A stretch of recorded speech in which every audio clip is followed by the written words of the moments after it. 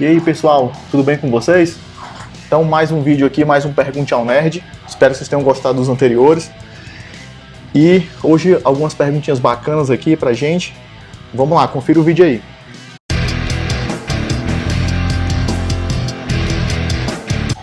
Então pessoal, primeira pergunta aqui, Random Gameplay. E a pergunta é, qual a sua afinidade com a física e a química? Pergunta bem legal, obrigado aí pela pergunta. E olha, eu gosto bastante de física, certo? Eu pensei muito em fazer graduação em física, mas preferi fazer matemática mesmo, que eu me daria um pouco melhor, mas eu gostava muito de relatividade, de teoria quântica, quando eu estava no segundo grau, achava tudo muito bacana. Claro que eu conhecia muito pouco, mas já achava tudo muito bacana, né? Química já é um pouco mais complicado, tudo, química inorgânica, certo? Eu era melhor em química orgânica também. Mas eu participei de turmas especiais de física, de química também, certo? Então, são matérias que eu gosto bastante, certo? Então, tenho bastante afinidade com elas.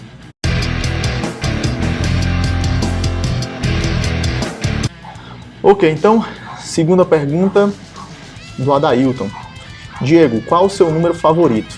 Então, todo mundo tem um número favorito, ou não, né? Acho que quase ninguém tem um número favorito. O meu número favorito é um número não tão convencional, né? Muita gente gosta do pi, do e, né? Do raiz de 2 e outros números assim.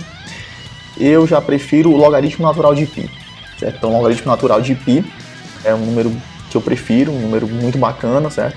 E eu gosto desse número porque um dos problemas que eu tento resolver, né, é um problema em aberto, saber se esse número é irracional ou não. Então eu pretendo pelo menos provar isso um dia, certo? Até minha morte aí, provar que o logaritmo natural de π é um número irracional. Então é um número para mim muito mágico, tem a ver com a irracionalidade, tem a ver com o fato de potências de E ser igual a potências de π, então é um número muito bacana e vocês podem pensar também nesse problema, é um problema bem bacana também e é um problema bem difícil. Então, última pergunta, certo? Professor, do Integra Geek. Professor, atualmente no Brasil é possível viver de matemática? Ou seja, após formação em bacharel e mestrado é possível viver bem exercendo a matemática? Então, antes de responder essa pergunta, deixa eu tomar um pouco aqui da minha champanhe, né? Já que tá aqui, vou deixar aqui, certo? Então, é uma pergunta que todo mundo faz, certo? Porque hoje em dia a gente tem que misturar duas coisas, né? A paixão e a parte financeira. Então acho que toda família se preocupa um pouco com isso, né? Você vai fazer o quê? Toda família sonha que filho faça medicina, direito, né? Engenharia. Mas ninguém sonha assim, ninguém... eu queria que meu filho fosse matemático, certo? O que eu digo para vocês é que realmente com formação em mestrado, até mesmo com formação só em graduação, é possível viver de matemática sim. É claro que isso depende de como é viver bem, né, para você, né? Então é uma pergunta um pouco complicada, porque o que é viver bem, né? Deixa eu tomar um pouco aqui da minha champanhe, né? Então, é possível sim, né? Na minha opinião, a pergunta é possível viver de matemática, certo? Se você tiver doutorado, você pode ser professor universitário, né? Até mesmo com mestrado você pode ser, até em alguns lugares só com graduação. Mas um professor com doutorado, né, tem um salário razoável, um salário que dá para viver muito bem. Então, quem gosta de matemática pode seguir o sonho, certo? Se você for bom em qualquer coisa, você vai ser bem remunerado. O salário de professor, vocês podem pesquisar aí na internet, eu não vou falar aqui, certo? Não é um salário tão ruim como vocês pensam, certo? Principalmente professor universitário. Então, vale a pena, sim, se dedicar. E eu tenho certeza que muitos de vocês que estão acompanhando o canal aqui hoje vão conseguir chegar lá, eu tenho certeza disso. E podem contar com a minha ajuda, certo? Então, pessoal, teve alguém que comentou no último Pergunte ao Nerd e pediu para eu contar mais uma história daquele meu professor tão lógico, certo? Que eu tive lá em Fortaleza. E tem várias histórias dele, certo? Bacanas. E uma história que eu vou contar para vocês hoje, do dia que aconteceu o seguinte. Ele dava aula numa turma e os alunos estavam achando que estava muito acelerado, né? Tava dando muita matéria.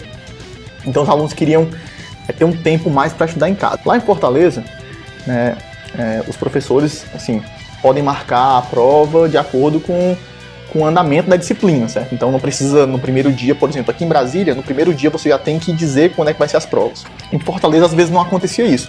O professor marcava uma semana antes, 2 semanas antes, um mês antes, certo? Então acho que depende de cada universidade, depende, na verdade, de cada professor, né? E um dia, né, ele ia ter a aula dele, e os alunos fizeram aquele motim lá e disseram assim, olha, ninguém vai para aula hoje. Ninguém for para aula, ele não vai dar matéria nova, a gente vai ter tempo de estudar em casa, e depois, na próxima aula, ele vai continuar e a gente vai dar tempo a acompanhar, certo? Então, essa era a ideia deles. E aí fizeram isso, né? Dia da aula, né, terça-feira, 14 horas, todo mundo decidiu não ir para aula. Só que aí o que foi que aconteceu? Aconteceu o seguinte, ele chegou na sala, não tinha ninguém, e eu acho que ele percebeu, né? Percebeu a maldade aí nas pessoas, né?